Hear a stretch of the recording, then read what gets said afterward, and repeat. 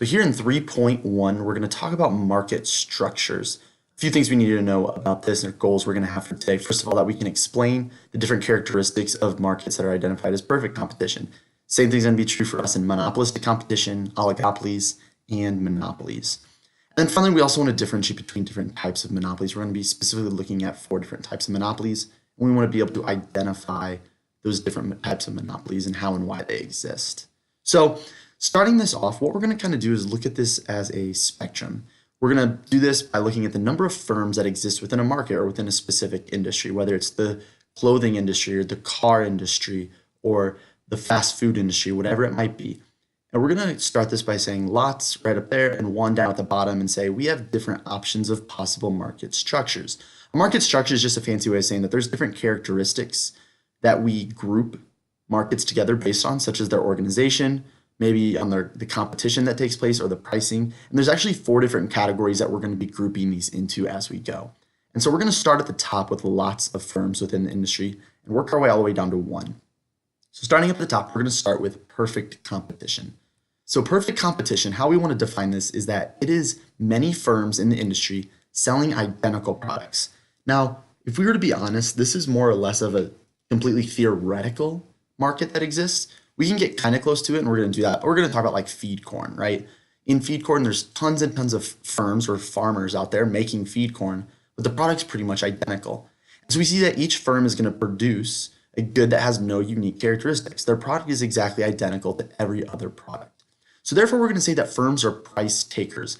Price taker just means that these firms have to go along with the price, meaning that they can't have any influence on the market price. If I'm just one single farmer out of hundreds or maybe even thousands selling my feed corn, it doesn't matter if I lower my price or raise my price. I'm not going to have all these other farmers follow along with whatever I'm doing. Either I lower my price and I sell out my corn in an instant, or I raise my price and no one's going to buy from me. I don't have that much influence in the market because since there's so many different firms, I hold such a small slice of the pie that I'm really not going to make that much of a difference when it comes to influencing the price. We're also going to see that these firms are going to maximize their profit where MC equals MR, or marginal cost equals marginal revenue. We're going to talk a little bit more about that when we come to 3.2. We also notice that there's going to be no restrictions into the market, meaning that, hey, if you want to join in the market, you can. So if firms are going to enter the market if they see that there's profit being made. If farmers are making profit, other farmers who maybe are growing soy instead or something else, they'll look at that and say, hey, there's profit to be made. I want to get in on that. And so new firms will enter the market because they see other businesses are making profit. However, if we see that firms are making economic losses, firms are going to start leaving the market. They're going to realize there's not money to be made there. They might be losing out on money each season, so they're going to leave the market. And then finally, we're going to have entry and exit that stops whenever there is absolutely no profit to be made.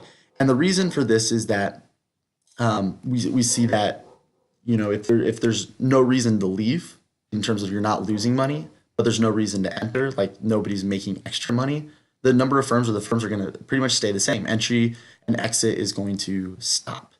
And so examples of this might be agriculture. Maybe another one is foreign exchange. When we talk about foreign exchange, meaning like the buying and selling of foreign currencies, there's a price that is set for those, and pretty much everyone who sells those has to be a price taker, meaning they have to just go along with it because there's so many other options where you could go to buy currency that it really doesn't make a difference if you raise or lower your price. You have to kind of go along with it if you are a seller of foreign exchange or of currencies.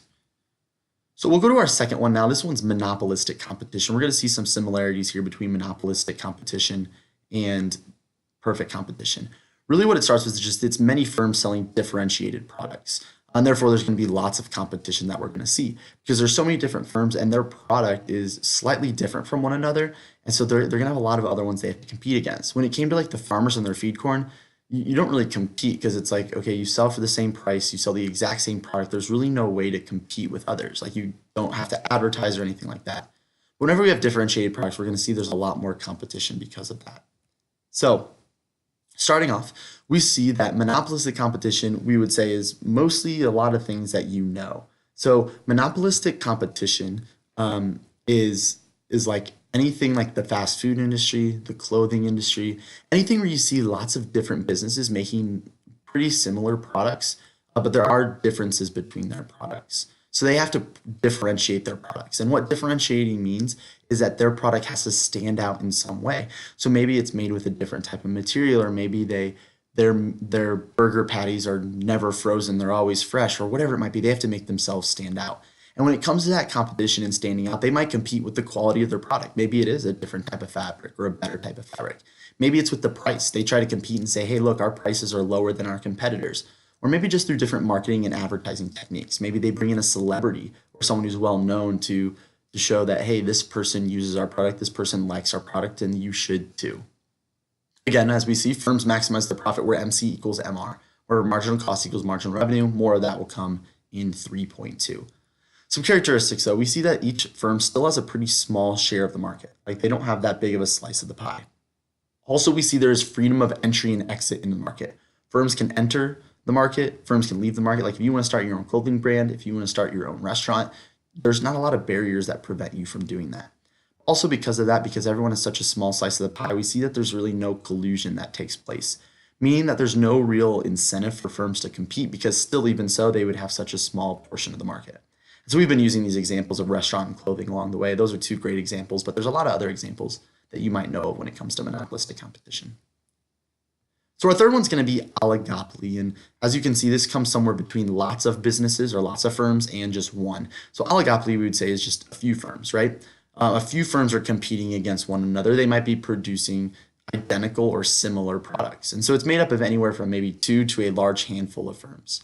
So a duopoly is an example of one that just has 2. And we could go up from there. It could have anywhere maybe up to 10, we could say. There's really not a specific number. It just all depends on how concentrated they are at the top. But oftentimes there are barriers that are preventing other businesses from entering into this market. Sometimes those are legal barriers, saying maybe the government only allows a certain number of these types of industries into their city or into their area. There might be natural barriers. Maybe it has to do with costs. Like these oligopolist firms have gotten it to have their costs pretty low, and so it's harder for firms to get into the market. So a few characteristics. One is interdependence, meaning in an oligopoly, because there's so few firms, they have to really kind of read what the other person's doing. Their actions are going to directly influence the actions of the other one, right? And because it might influence their profits, it might influence their revenue, so therefore they have to be paying attention to one another. But we also see that there's high concentration, meaning that a large portion of the market is concentrated at the top. And what that just means is that here at the top, there's maybe 4 or 5 firms that own a large portion of the market. But because there's so few firms that are involved, there is incentive to collude, meaning there is incentive for them to work together. Now, the government has put different rules and regulations in place to ensure that they don't do this. However, there still is incentive to do so, because if there's only a few firms, they can maybe fix the prices and both be able to benefit from it. And again, they maximize where MC equals MR. Few examples might be cell phone providers, it might be car industry, and we'll see a few more examples like right here. So let's say we have this list of anywhere from 0 to 100% of the market share and how much these firms might own. Let's take a look at a couple different industries. If we start with the soft drink market, we see that there's 3 major players. There's Coke, who owns 42.8%, Pepsi, who owns 25.6%, and Dr. Pepper Snapple, who owns 17.9%.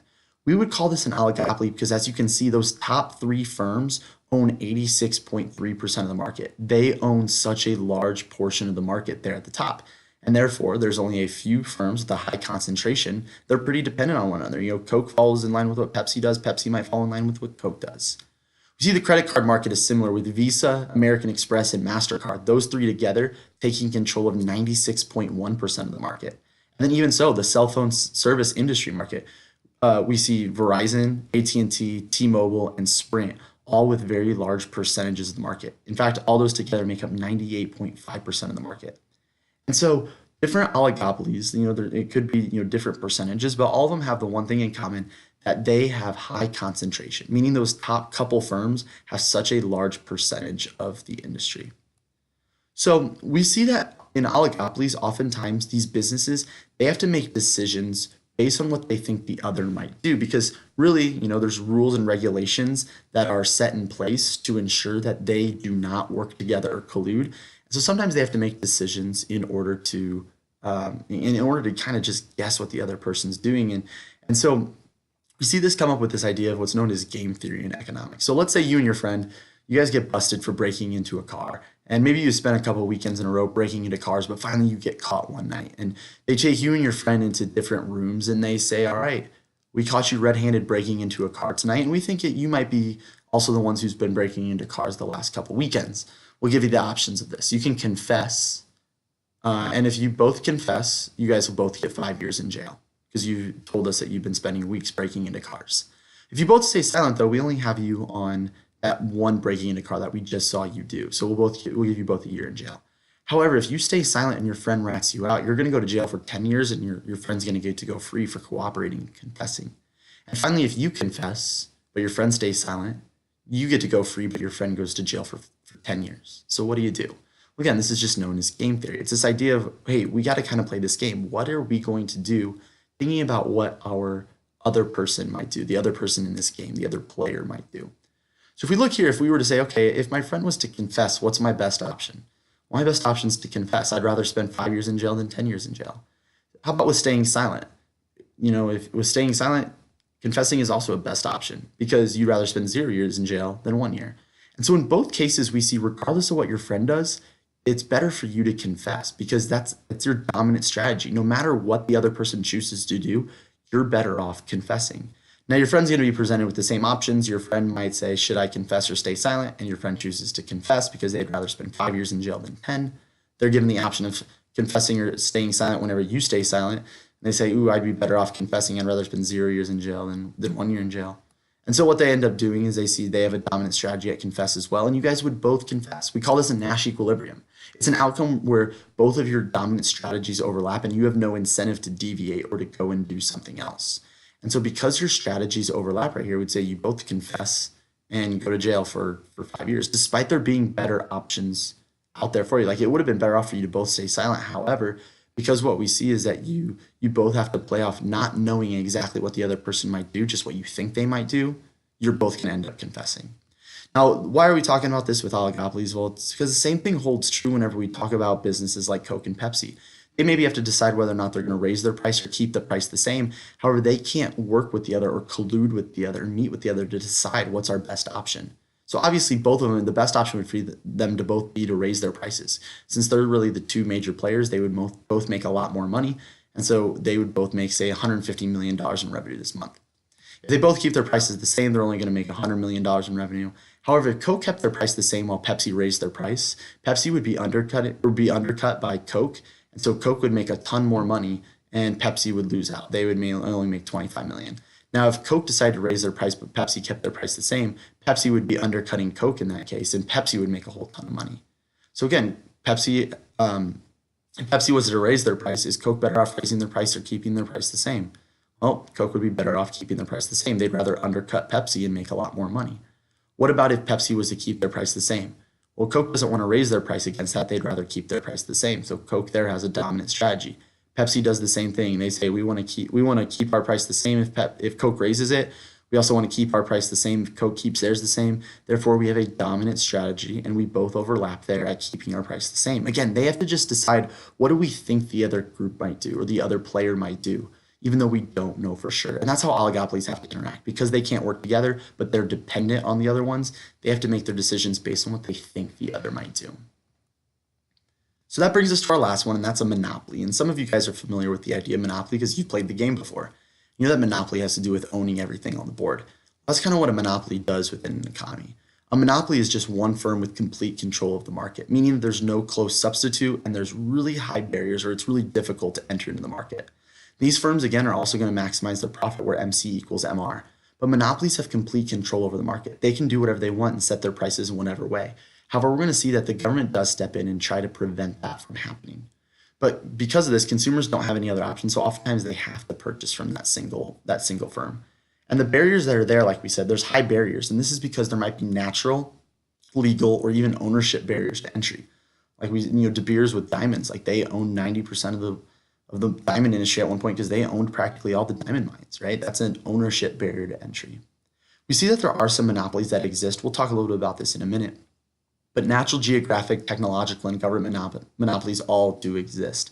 But the government does work to prevent other monopolies from forming because they don't want these monopolies or these businesses to take advantage of consumers.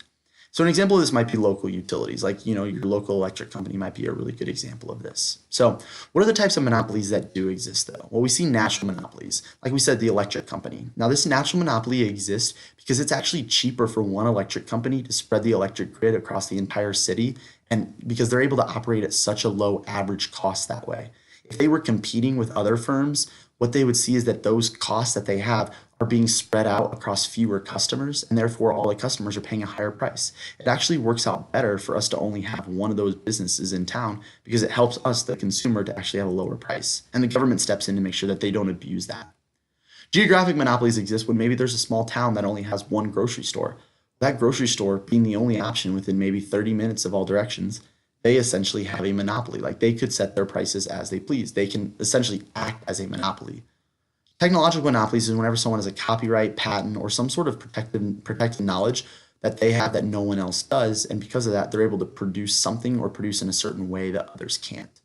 And finally, there's government monopolies. Government monopolies are monopolies in which the government has created it, maybe like the postal office or postal service, because they see that, hey, it's best for one of our own agencies to run this. Now, as I had mentioned, the government does step in to prevent monopolies from occurring. We've seen like different antitrust laws, like back in the 1890s with the Sherman antitrust law that was passed, or the Clayton antitrust law passed in 1914. They were attempting to prevent monopolies from forming. This was a response to those robber barons like Standard Oil, U.S. Steel. We talk about the Vanderbilts, the Carnegies, the Rockefellers of the time. We also see that the FTC, the Federal Trade Commission, was created in order to prevent abuses of power and also to monitor mergers to make sure that if companies were to merge together, that it's something that's legal and wouldn't be monopolizing the market. And finally, the government also just puts other rules and regulations in place for natural monopolies or for other types of monopolies to make sure that they don't take advantage of consumers.